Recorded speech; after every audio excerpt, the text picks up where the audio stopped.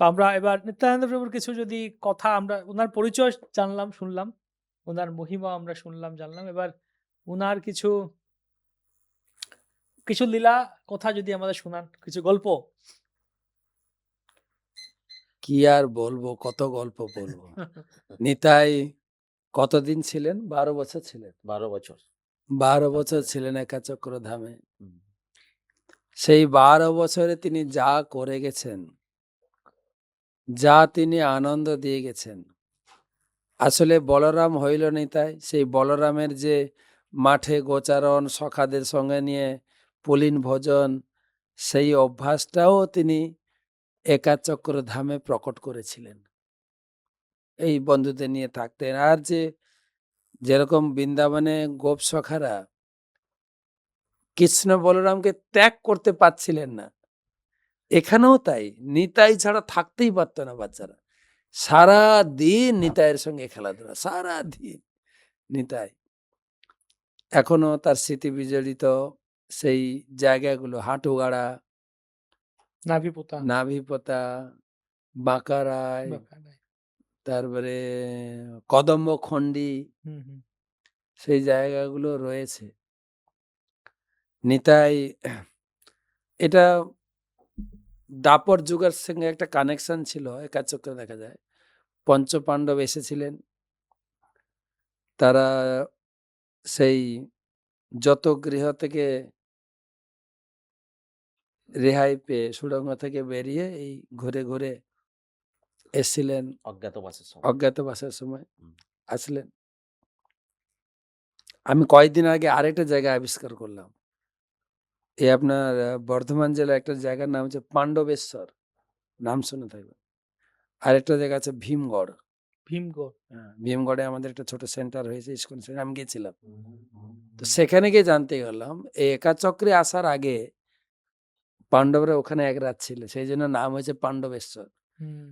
ভীম শিবলিঙ্গ প্রতিষ্ঠা করে পূজা শুরু, সেই জন্য ভীমগড়ের শিব এখনো আছে। আর অজয় নদী আছে, ওইখানে স্নান করেছিলেন তারা। পাণ্ডবের ঘাট আছে। তো ওই পঞ্চপাণ্ডব ওখানে ছিলেন। যেই বাড়িতে আশ্রয় নিয়েছিলেন, সেই বাড়ির লোকের পালা পড়েছিল বগ রাক্ষস পেটে যাওয়ার জন্য। তো সেই কাহিনী আছে ওখানে। ওখানে ভীমকে সাহায্য করেন অর্জুন একটা নাগবান মেরেছিলেন। সেই নাগবানটা সেই দাপর যুগ থেকে ছিল, নাগ সর্প হয়ে, আর খুব ভয়ঙ্কর সর্প ছিল। সেই পুকুরে যেখানে ও থাকতো, গাছের গোড়ায়, ওই ওই পুকুরের গাই বাছুর জল খেতে যেতে পারতো না। খুব তার বিষের খুব তেজ ছিল। তখন সবাই নিত্যানন্দ প্রভুকে বললেন যে, দেখো নিতাই, তুমি তো নিজেই সাপ, হুম, হুম। অনন্ত শেষ, দেখো তো সাপটাকে কিছু করা যায় না। ও তখন নিত্যানন্দ প্রভু গিয়ে বলছে, সর্পদেবতা, তুমি আমাদের এই গ্রামের লোককে এত কষ্ট দাও কেন? তুমি গর্তের ভিতর থাকবে, আর বেরোবে না। হ্যাঁ, আমি তোমার জন্য খাবার পাঠাবো। তো নিত্যানন্দ প্রভু কোন কানের দুলটা, বাম না ডান, কর্ণকুণ্ডল নিয়ে সেই গর্তের মুখে রেখে দিয়েছে। সেই যে দুলে পাথর ছিল, সেই পাথর বাড়তে আছে। সেই জন্য নিত্যানন্দপুর একটা কানে দুল আছে, দুটো কানে দুল নাই। হুম, তো জায়গাটার নাম হয়েছে কুণ্ডলতলা। তো ওখানে ছিল সাপটা। আর খাবার কি করে দেয়? ওই নিত্যানন্দপুর পাথর, তো পাথর ধীরে ধীরে বড় এখনো বাড়ছে। আচ্ছা। সে পাথর পূজা করতে যায়, গ্রামের মহিলারা দুধ আর কলা দেয়, ওই সাপ নিচে বসে বসে খায়। কন্দনতলা। তো দাপর যুগ থেকে কিভাবে কানেকশন করেছে মহাভারতে। তো এরকম একদিন নিত্যানন্দ প্রভু সমস্ত বন্ধুদের নিয়ে সেই বৃন্দাবনের বাল্যলীলা, হুম, আজকে লক্ষণের লোক শক্তি সেল হবে নাটক, হুম। সব অভিনয় শিখিয়ে দিয়েছে। লক্ষণ হচ্ছেন তিনি নিজে।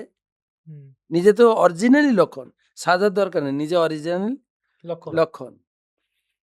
তো একজন ইন্দ্রজিৎ হয়েছে, যুদ্ধ হচ্ছে, ইন্দ্রজিৎ শক্তিশালী, লক্ষণ শক্তিশালী হয়ে অচেতন। অচেতন হয়ে পড়ে গেছে। এবারে বাচ্চারা কান্না শুরু করেছে, লক্ষণ মারা গেছে, হাউ হাউ করে কাঁদছে। তখন গ্রামের লোক ছুটে এসে, আর নিতাই ছিল গ্রামের প্রাণ, যে লক্ষণ মারা গেছে।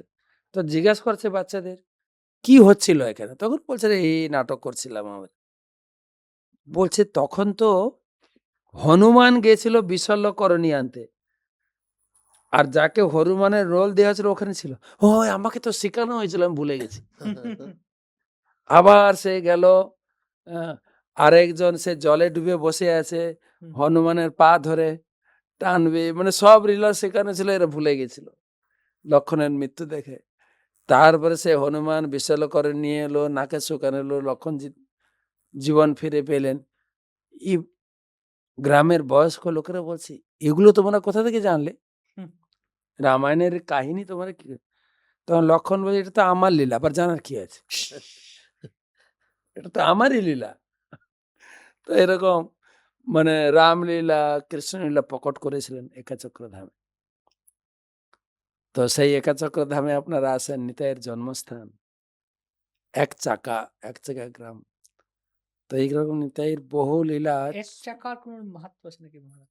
আছে, আমার এই মুহূর্তে মনে নেই এক চাকা। তো নিত্যানন্দ প্রভুর মহিমা বর্ণনা একটা বই আছে, চৈতন্য ভাগবত, যেটা বৃন্দাবন দাস ঠাকুর নিজে ছিলেন নিত্যানন্দ প্রভুর শিষ্য। যার জন্য মহাপ্রভুর বাল্যলীলা বর্ণনা করতে করতে যখন নিত্যানন্দ প্রভুর চরিত্রে ঢুকে গেলেন, মহাপ্রভুর বাকি লীলা বর্ণনা থেকে গেছে। তো সেই জন্য কবিরাজ গোস্বামী চৈতন্য চরিতামৃতে লিখলেন। তো নিত্যানন্দের চরিত্র বৃন্দাবন দাস ঠাকুর নিজেই বর্ণনা করেছেন সেটা।